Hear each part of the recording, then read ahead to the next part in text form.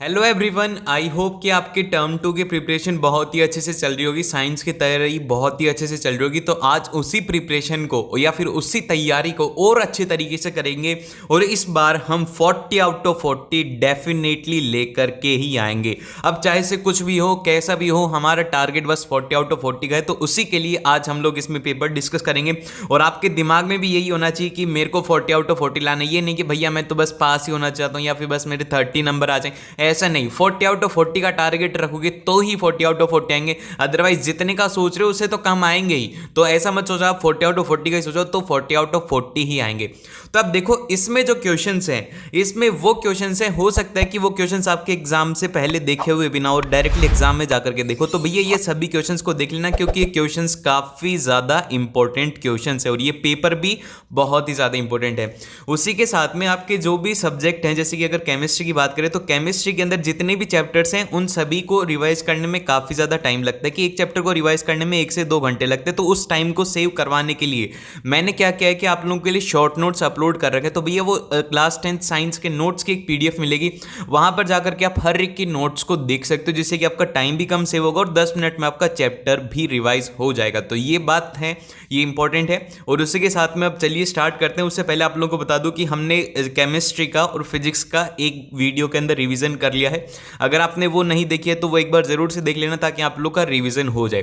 तो अब इसमें जो फर्स्ट क्वेश्चन आता है वो ये है कि एक एलिमेंट एक्स है जिसका कि एटॉमिक नंबर है वो है 13, और फिर इसके बाद में बताएगा कि एटॉमिक नंबर क्या होता है। ये सब बात फालतू की है। इसमें जो सबसे इंपॉर्टेंट पॉइंट है क्वेश्चन में क्या पूछा गया, इसमें पूछा गया कि what is the group and the period number of the element x belongs. तो मतलब कि इसका ग्रुप नंबर और पीरियड नंबर क्या होगा। तो देखो, आप लोगों को कोई भी एक एलिमेंट 13 है तो इसका ग्रुप नंबर किस तरीके से निकालेंगे। तो इसके लिए आपको एक मैजिकल नंबर याद होनी चाहिए। अभी मैजिकल नंबर क्या है भैया, मैजिकल नंबर होते हैं 2,8,8। ये होते हैं इलेक्ट्रॉनिक कॉन्फ़िगरेशन के काम में आते हैं। तो आपको सबसे पहले 2 8 लिख देना, 10 हो गया। फिर बचे कितने यहाँ पर 3, तो 3 यहाँ पर लिख देना। ये हो गया इसका इलेक्ट्रॉनिक कॉन्फ़िगरेशन। अब उसके बाद में क्या करना है, इसका हम ग्रुप नंबर किस तरीके से निकालेंगे। तो ग्रुप नंबर निकालने के लिए क्या करना है, आपको इसको ऐड कर देना है तीनों को ऐड करने के बाद में क्या आएगा 13, और ये हो गया इसका ग्रुप नंबर। पर इसके पीछे का लॉजिक कुछ हो रही है, वो ये है कि इसके आउटर मोस्ट शेल के अंदर कितने इलेक्ट्रॉन्स हैं। इसके आउटर मोस्ट शेल के अंदर हैं 3 इलेक्ट्रॉन। आपको ये बता रखा है कि इन सभी को ऐड कर दो, ग्रुप नंबर आ जाएगा। गलत हो जाएगा एग्जाम में, सच बता रहा हूं कि इसके आउटर मोस्ट के अंदर 3 इलेक्ट्रॉन है। जब 3 इलेक्ट्रॉन है या फिर 2 इलेक्ट्रॉन होते तो क्या होता है, देखो इसमें 2 केस बनते हैं कि एक तो 2 से। तो अभी देखिए आता है क्वेश्चन नंबर 1। क्वेश्चन नंबर 1 में क्या कहा गया कि एक एलिमेंट एक्स है जिसका कि एटॉमिक नंबर 13 गिवन, और उसके बाद में लिखा गया कि एटॉमिक नंबर जो होता है वो नंबर ऑफ इलेक्ट्रॉन्स, प्रोटॉन्स, वो सब बातें हमें नहीं करनी, हमें तो बस क्वेश्चन के ऊपर फोकस करना है। क्वेश्चन में क्या पूछा गया, क्वेश्चन में पूछा गया कि what is the group and the period number two which the element x belongs. तो ये किसको बिलोंग करता है। तो इसको सॉल्व करने का तरीका बताता हूं, कभी नहीं बोलोगे, लाइफ टाइम नहीं बोलोगे कि पीरियड नंबर और ग्रुप नंबर निकालने में। तो देखो ये है 13, तो इसको लिखने के लिए सबसे पहले इलेक्ट्रॉनिक कॉन्फ़िगरेशन लिखना आना चाहिए। इलेक्ट्रॉनिक कॉन्फ़िगरेशन के लिए याद होनी चाहिए मैजिकल नंबर। अब देखो मैजिकल नंबर क्या होते हैं, मैजिकल नंबर वो होते हैं 2,8,8। इस तरीके से इसका इलेक्ट्रॉनिक कॉन्फ़िगरेशन लिखा जाता है। तो आपको 2 लिखना है, 8 लिखना है, फिर बचा कितना 3, तो ये हो गया इसका इलेक्ट्रॉनिक कॉन्फ़िगरेशन। अब इलेक्ट्रॉनिक कॉन्फ़िगरेशन से हमें निकालना है पीरियड। तो अब देखो इसमें जो लास्ट आउटर मोस्ट शेल है उसके अंदर कितने इलेक्ट्रॉन है, 3 इलेक्ट्रॉन है। तो भैया जब जितने नंबर ऑफ इलेक्ट्रॉन्स होते हैं उतने ही यहाँ पर ग्रुप नंबर रहेगा। अब ग्रुप नंबर 3 नहीं होगा, ध्यान से सुनना मेरी बात। इसके अंदर 2 केस बनते हैं। एक जो केस बनता है वो होता है कि जब 2 से इलेक्ट्रॉन कम है, तो जब 2 या 2 से कम इलेक्ट्रॉन है तो वो ग्रुप नंबर उतना ही हो जाता है कि जैसे कि 1 इलेक्ट्रॉन है तो फर्स्ट ग्रुप हो गया, 2 इलेक्ट्रॉन है तो सेकंड ग्रुप हो गया। लेकिन जब 2 से ज्यादा इलेक्ट्रॉन होते हैं, कि मतलब 3 इलेक्ट्रॉन होते हैं, तो उसमें क्या करना है, आपको उसमें 10 ऐड कर देना है। तो 3 + 10 करेंगे तो क्या हो गया, वो गया 13। तो 13 तो आ गया इसका ग्रुप नंबर। अब इसका पीरियड नंबर किस तरीके से निकालेंगे, फिर से इसका कॉन्फ़िगरेशन लिखेंगे। 13 का कॉन्फ़िगरेशन लिखा, वो लिखा 2, 8 और 3। अब उसके बाद में इसमें कितने नंबर ऑफ शेल्स हैं, देखो नंबर ऑफ शेल्स, उसके अंदर हमने नंबर ऑफ इलेक्ट्रॉन्स लिखे थे, इसमें नंबर ऑफ शेल्स की अगर बात करें तो इसके अंदर नंबर ऑफ शेल हैं वो है 3। तो 3 नंबर ऑफ शेल है तो हो गया इसका थर्ड पीरियड। फिर इसी तरीके से चलते हैं नेक्स्ट क्वेश्चन की तरफ, जिसमें कहा गया कि एक होमोलोगस सीरीज है और एक सीरीज है ऑर्गेनिक कंपाउंड की which belongs to the family, जो कि इसको बिलोंग करती है। इसमें पहले बातें लिखी हुई कि होमोलोगस सीरीज क्या होती है, क्या हमें हमें इससे मतलब ही नहीं, हमें क्वेश्चन करना है। अब क्वेश्चन में क्या कहा गया, इसमें कहा गया कि write the chemical formula of the two consecutive members of an the homologous series of alcohol. तो एल्कोहल सीरीज का फर्स्ट हम लिख देंगे, फर्स्ट हमें पता है कि वो कौन सा होगा, CH3OH, और इसके अगले वाले के अंदर क्या करेंगे, होमोलोगस सीरीज में क्या करना होता है, प्लस ऑफ CH2 ऐड करना होता है। तो अब हमारा जो फॉर्मूला था वो था CH3OH, तो अब क्या करेंगे, इसके अंदर CH2 ऐड कर देंगे, तो ये क्या बन जाएगा, CH3CH2OH हो गया इसका नया मेंबर, नेक्स्ट वाला मेंबर। फिर इसके बाद में बोला गया है कि यहाँ पर कि state the part of the इस कंपाउंड्स डिटरमाइन देयर फिजिकल और केमिकल प्रॉपर्टीज। तो भैया एल्काइल ग्रुप जो है वो होते हैं यहाँ पर कि CH3C2H3 यहाँ पर डिटरमाइन करते हैं इसकी फिजिकल प्रॉपर्टीज को, और जो इसकी केमिकल प्रॉपर्टीज होती हैं वो डिटरमाइन करता है हमारा फंक्शनल ग्रुप। ये दोनों बातें याद रखना क्योंकि एग्जाम में एक बार पूछा गया था कि व्हाट इज फंक्शनल ग्रुप। तो फंक्शनल ग्रुप की डेफिनेशन याद होनी चाहिए। फंक्शनल ग्रुप वो होता है जो कि हाइड्रोकार्बन की केमिकल प्रॉपर्टीज को डिफाइन करता है उसके कंपाउंड्स में। तो ये तो हो गया भैया हमारे किसका काम, ये हो गया फंक्शनल ग्रुप का काम, ठीक है। अब चलते हैं क्वेश्चन नंबर 3 में। क्वेश्चन नंबर 3 जो है वो है बायोलॉजी से। अब ये वाला जो क्वेश्चन है, ये वाले क्वेश्चन के जैसे और भी क्वेश्चन पूछे जा सकते हैं, इसी क्वेश्चन के जैसे 5 से 6 क्वेश्चन पूछे जा सकते हैं। अब वो क्या पूछे जाएंगे, ध्यान से सुनो। अब इसमें गिवन है एक फ्लो चार्ट कि यहाँ पर फर्टिलाइजेशन किस तरीके से होता है, कि यहाँ पर मैन वुमेन होती हैं, फिर उसके बाद में टेस्टिस होती है, ओवरीज होती है, फिर इसमें एग सेल होता है, यहाँ पर कौन सा कंपाउंड होता है, फिर इससे फर्टिलाइजेशन होता है, फिर वाई क्या बनता है, फिर एम्ब्रियो से क्या बनता है, ये एक प्रोसेस दी हुई है।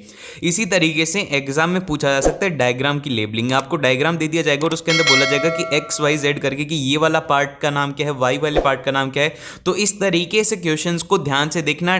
बायोलॉजी के अंदर डायग्राम बहुत ज़्यादा इंपॉर्टेंट है, तो डायग्राम को मिस मत करना। डायग्राम एक बार सारे जरूर से रिवाइज कर लेना और हाथ से ड्रॉ करके प्रैक्टिस कर लेना, ठीक है। अब इसमें क्या बात करें, अब इसमें बोला गया है कि आपको XYZ की वैल्यू निकालनी है। तो वो कैसे निकालेंगे, तो मैन है, मैन टेस्टिस हो गया, तो मतलब कि एक तरीके से टेस्टिस के बाद में टेस्टिस में क्या फॉर्म होता है, वो होता है स्पर्म फॉर्म होता है। तो ये क्या हो गया, Z की वैल्यू होगी, वो होगी स्पर्म। अब उसके बाद में यहाँ पर अगर बात करें वुमेन, तो यहाँ पर इसके अंदर किस में फॉर्म होते हैं एक्स, तो ये आपको याद होना चाहिए, वो होना चाहिए ओवरी। तो ये हो गया इसका आंसर। अब उसके बाद में जब नेक्स्ट अगर इनका फर्टिलाइजेशन होता है तो इससे क्या फॉर्मेशन होता है, तो अब अगर बात करें कि यहाँ पर क्या फॉर्मेशन होगा, वो होगा यहाँ पर जाइगोट फॉर्मेशन होगा। क्या होगा, जाइगोट फॉर्मेशन होगा। इसकी स्पेलिंग याद रख लेना, जाइगोट, ठीक है। कई लोग इसको गोट लिख देंगे, GOAT। अरे बच्चों, गोट मतलब होता है बकरी, लेकिन जाइगोट अलग होता है। अब उसके बाद में जाइगोट से एम्ब्रियो बनता है और एम्ब्रियो के बाद में क्या बनता है, फीटस। क्या बनता है, FEOTUS। तो इनकी मतलब कि स्पेलिंग याद होनी चाहिए। अब उसके बाद में जो इसका सेकंड पार्ट है उसमें कहा गया कि where does the process of fertilization takes place in female body. तो कहाँ पर फर्टिलाइजेशन होता है, फर्टिलाइजेशन जो होता है वो होता है फैलोपियन ट्यूब में फर्टिलाइजेशन होता है। देन फिर चलते हैं नेक्स्ट क्वेश्चन की तरफ, जो कि आता है हमारा क्वेश्चन नंबर 4। क्वेश्चन नंबर 4 में कहा गया है कि एक स्टडी कंडक्ट कराई गई जिसके अंदर कि टोबैको प्लांट्स के ऊपर स्टडी कर रही थी श्वेता को, और कोई प्लांट भी नहीं मिला, तंबाकू का ही प्लांट मिला। जब वो स्टडी कर रही थी तो उसने बोला कि मेल जो गैमेट्स हैं उनके पास में 24 क्रोमोसोम्स हैं, 24। तो आप लोग मेरे को बताओ कि ह्यूमन बींग्स जो होते हैं उनके कितने क्रोमोसोम्स होते हैं। ये वाला क्वेश्चन मैंने पूछा है, इसका आंसर मेरे को हर एक स्टूडेंट से चाहिए कि ह्यूमन बींग्स में कितने क्रोमोसोम्स होते हैं। ध्यान से सुन लो, फिर से बोल रहा हूं, गलती हो जाएगी एग्जाम में। अभी भी बहुत सारे बच्चे गलत आंसर देंगे कि ह्यूमन बींग्स में कितने क्रोमोसोम्स होते हैं। तो सभी स्टूडेंट्स ने आंसर दे दिया होगा। तो जो ह्यूमन बींग्स के अंदर क्रोमोसोम्स होते हैं वो होते हैं 46। अब आप बोलेंगे भैया आप गलत बोल रहे हो, आपको आता नहीं है। मैंने पेयर की बात नहीं करी, मैंने बस क्रोमोसोम्स की बात करी। अगर पेयर की बात करें तो 23 पेयर्स ऑफ क्रोमोसोम्स होते हैं। तो ये बात याद रखना, ठीक है। 46 क्रोमोसोम्स होते हैं, 23 उनके पेयर होते हैं, 23 पेयर ऑफ क्रोमोसोम्स। ऐसा क्वेश्चन 1 मार्क में पूछा जा सकता है, ऐसे ए पार्ट और बी पार्ट करके पूछा जाएगा, तो गलती मत करना। अब इसके बाद में बोला गया कि इसके अंदर फीमेल गैमेट्स की क्या होगा। तो हमेशा याद रखना कि जो मेल गैमेट्स की संख्या होती है वही फीमेल गैमेट्स की भी संख्या होती है।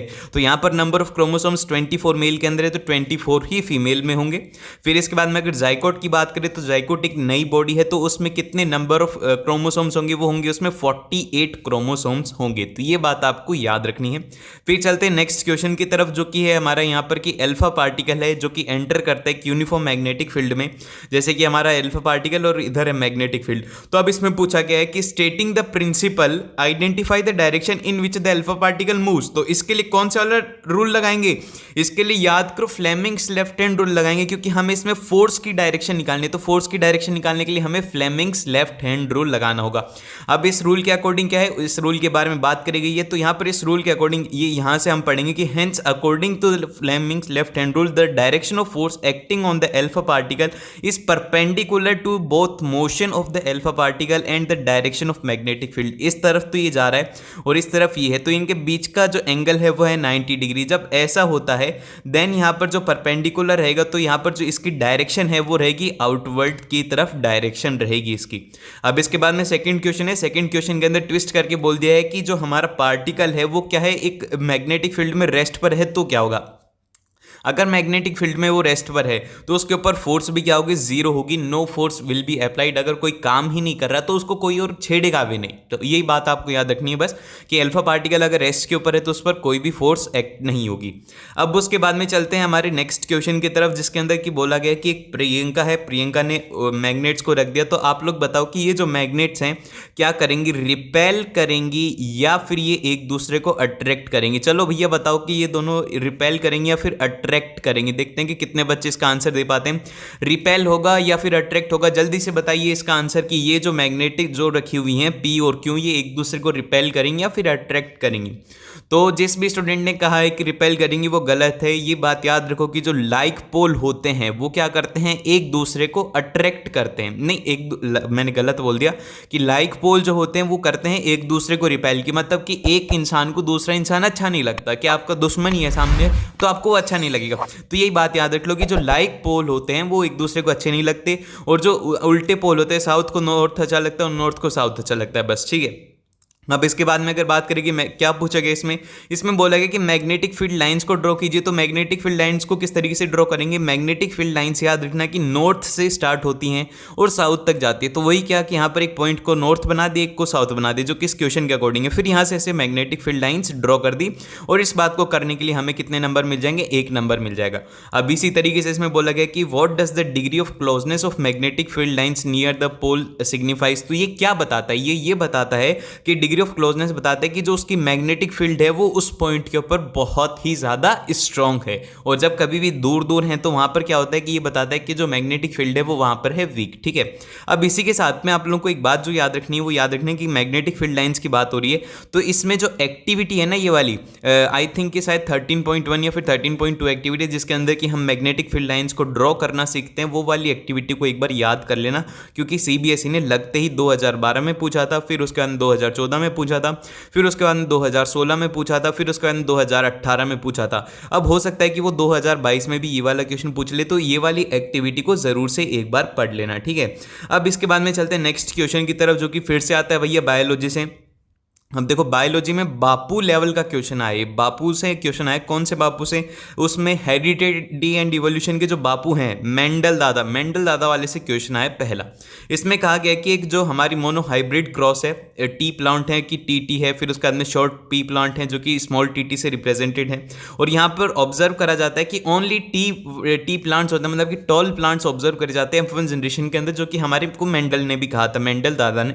और यहाँ पर आता है कि however on selfing F1 generation pea plants he obtained both tall and short plants in F2 generation on the basis of the above experiment with the angiosperms, and can the scientist arrive at this law, if yes then explain the law। तो अगर बोला गया कि अगर हाँ बोलते हो तो भैया एक्सप्लेन करो, और अगर ना बोलते हो तो भी एक्सप्लेन करो।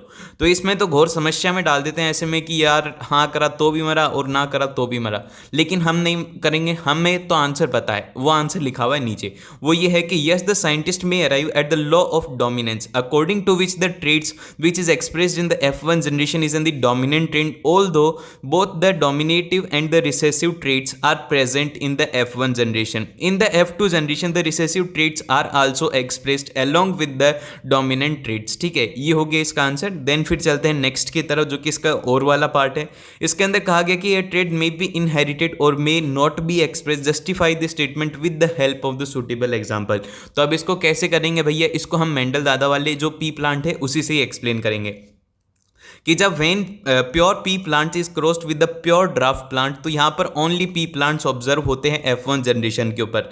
तो अब ऐसा क्यों होता है? अब ऐसा इसलिए होता है कि on selfing tall of F1 both the dwarf plants are obtain in F2 generation. ये तो हमने एक्सपेरिमेंट में पाया था और ये एक्सपेरिमेंटल बात है, तो ये एज इट इज आपको एग्जाम में लिख करके आनी है और एकदम से लिख करके आनी है और नंबर इसके पूरे मिलेंगे, ठीक है। इसमें ज़्यादा दिमाग लगाने की जरूरत नहीं है। और जो F2 जनरेशन है उनके अंदर रेशियो रहता है 3:4, और यहाँ पर जो रीअपीयरेंस रहता है ड्राफ्ट कैरेक्टर का, मतलब कि ये रिसेसिव ट्रेट होता है F2 जनरेशन के अंदर, shows that the dwarf character was present individually in F1 generation but it did not expressed in the F1 generation, और यहाँ पर due to the presence of tallness of an the dominant traits, ठीक है। ये हो गई इसकी बात। अब चलते हैं नेक्स्ट बात की तरफ, जो कि आती है हमारा क्वेश्चन, ये है आवर इन्वायरमेंट से क्वेश्चन। और ये वाला क्वेश्चन आज मैं तुम सबसे पूछ के रहूंगा, देखता हूँ कि कितने बच्चों ने आवर इन्वायरमेंट को अभी भी छोड़ रखा है। जिसने भी छोड़ रखा है वो क्वेश्चन नहीं कर पाएगा, और जिसने कर रखा है वो आंसर मेरे को कमेंट सेक्शन में बता देगा दोनों क्वेश्चन के। कि राहुल स्टडी कर रहा है टेरेस्ट्रियल फूड चेन को, और वो ऑब्जर्व करता है कि यहाँ पर फ्लो ऑफ एनर्जी होती है कि ट्री अगर 1000 किलो जूल खाता है, फिर उसको गोट खाती है, गोट के बाद में लॉइन खाता है। तो अब बताइए कि ऑटोट्रोप्स क्या होते हैं। कि if the autotrophs occupying the first tropical level, जिसको कि प्रोड्यूसर्स कहेंगे, then what is the herbivores called as. तो हर्बीवोरस को हम क्या कहेंगे। और जो सेकंड क्वेश्चन है वो ये है कि how much the energy lion get. तो इसके अंदर लॉइन के पास में कितनी एनर्जी है। कि मेरा तो मेन पर्पस पूछने का बी वाला क्वेश्चन है। बी वाले क्वेश्चन का आप लोग मेरे को आंसर बताओ। जो भी अभी तक देख रहा है, सबसे पहले तो भैया congratulation, you are very much serious for your studies and you will definitely score 40 out of 40 in boards exam, ठीक है। ये बात की गारंटी मैं आपको देता हूं।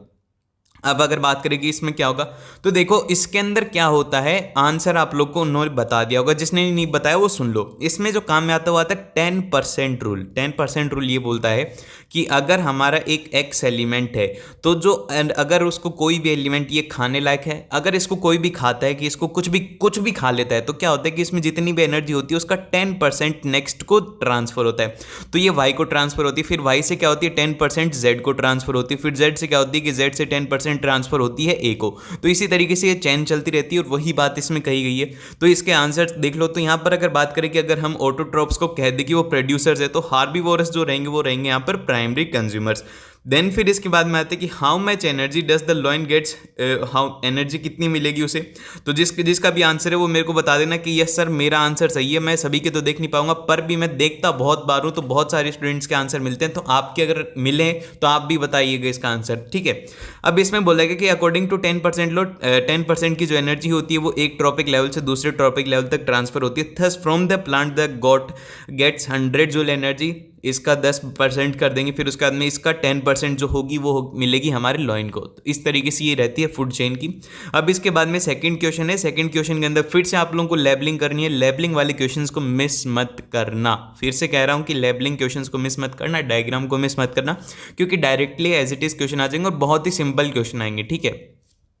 अब देखो यहाँ पर इसमें क्या कहा गया है। इसमें कहा गया कि from the figure the various trophic levels are shown in pyramids, what does the X और जेड क्या रिप्रेजेंट करते हैं। यहाँ पर अगर बात करें, सबसे पहले आता है प्रोड्यूसर। तो प्रोड्यूसर के बाद में क्या आते हैं, वो आते हैं प्राइमरी कंज्यूमर्स। प्राइमरी कंज्यूमर के बाद में आते हैं सेकेंडरी कंज्यूमर। सेकेंडरी कंज्यूमर के बाद में आते हैं टर्शरी कंज्यूमर। ये तो सिंपल सी बात है, प्राइमरी सेकेंडरी टर्शरी, ये हो गया इसका आंसर। अब उसके बाद में आते हैं भैया नेक्स्ट सेक्शन की तरफ, जो कि है हमारा section number B. Section B के अंदर क्या कहा गया कि एक वैलेंसी है। वैलेंसी आप लोगों को गिवन है और आप लोगों को जस्टिफाई करना है कि मतलब कि जो ऑक्साइड्स हैं उनकी क्या फॉर्मूला रहेगा। तो देखो इसको करने का सिंपल सा तरीका है कि सबसे पहले हम लिख देंगे कि एलिमेंट क्या है M, और उसके अंदर ये बोला गया कि फर्स्ट ग्रुप का है, तो फर्स्ट ग्रुप वाले जितने भी होते हैं उनकी वैलेंसी होती है 1, ठीक है।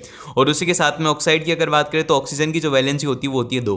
तो वैलेंसी इस तरीके से लिख दी और क्रॉस मल्टीप्लीकेशन कर दिया, तो ये क्या आ जाएगी हमारे पास में, ये आ जाएगी कि उसकी बेसिक ऑक्साइड क्या है। फिर इसी तरीके से अगर बात करें कि halides of the elements, group 13 के जो एलिमेंट्स है, ग्रुप 13 की सबसे पहले तो वैलेंसी निकालेंगे। जो ग्रुप 13 के वैलेंसी होती है वो होती है 2, 8 और 3। तो यहाँ पर वैलेंसी कितनी हो जाएगी, वो हो जाएगी इसकी 3 होगी इसकी वैलेंसी। और अगर हेलोजन की बात करें तो हेलोजन की जो वैलेंसी होती है वो होती है 1। तो आप लोगों को वैलेंसी जरूर से याद रखना। देखो वैलेंसी क्या होती है, ये इसका ट्रेड भी पूछा गया था एक बार एग्जाम में। तो आपको क्या बोलना है कि सबसे पहले वैलेंसी जब हम लेफ्ट टू राइट में जाएंगे तो वैलेंसी इंक्रीज होगी 1 से लेकर के 4 तक, देन फिर इसके बाद में वो डिक्रीज होगी 0 तक, कि 1 2 3 4, फिर 4 3 2 1 हो जाएगी, इसकी वैलेंसी 0 हो जाएगी लास्ट में, ठीक है। तो ये आपको कुछ बातें हैं जो कि आप लोगों को याद रखनी है। अब इसके बाद में ये तो हो गया बेसिक हैलाइट्स की बात। और कंपाउंड फॉर्म जो एलिमेंट ए है जो कि ग्रुप नंबर 2 का है और एलिमेंट बी के साथ में कंबाइन करता है जो कि ग्रुप नंबर 17 का है, तो ग्रुप नंबर 17 वाले की वैलेंसी हो जाएगी 1 और जो यहाँ पर ए एलिमेंट है इसकी वैलेंसी हो जाएगी 2। दोनों का क्रॉस मल्टीप्लीकेशन करेंगे तो जो कंपाउंड बनेगा वो बनेगा AB2 बनेगा इसका कंपाउंड। फिर इसके बाद में बोला गया है कि हमारा क्वेश्चन नंबर 9 के अंदर की एक F1 है उसके अंदर स्टडी करा गया और ये बनाया गया। तो ये तो सभी को याद है कि जब फर्स्ट जनरेशन की बात करी जा रही है तो F1 जनरेशन के अंदर आंख बंद करके इसके आंसर लिख देना। इसका आंसर जो आएगा वो आएगा यहाँ पर RRYY, ठीक है, RR और ये स्मॉल y होगा। ये हो गया इसका आंसर। बस आंख बंद करके इसका आंसर आना चाहिए। देखो जितना ज़्यादा स्टडी कर सको उतनी ज़्यादा स्टडी करो और आप लोग जितने ज़्यादा सैम्पल पेपर सॉल्व करो उतने सैम्पल पेपर सॉल्व करो, क्योंकि सैम्पल पेपर में जो क्वेश्चंस हैं वो आप लोगों को ऐसे पढ़ने से नहीं मिलने वाले और सैम्पल पेपर से आपकी प्रैक्टिस बहुत ही ज़्यादा होती है, तो सैम्पल पेपर को मिस मत करा करो, ठीक है। अब इसके बाद में बोला गया कि यहाँ पर क्या होगा RRYY, इसके अंदर राउंड येलो रहेंगे इस अबो क्रॉस के अंदर। फिर इसके बाद में अगर बात करें कि जो इसका सेकंड वाला पार्ट इसमें बोला गया कि what does the result F1 generation signifies. तो F1 जनरेशन क्या बोलती है?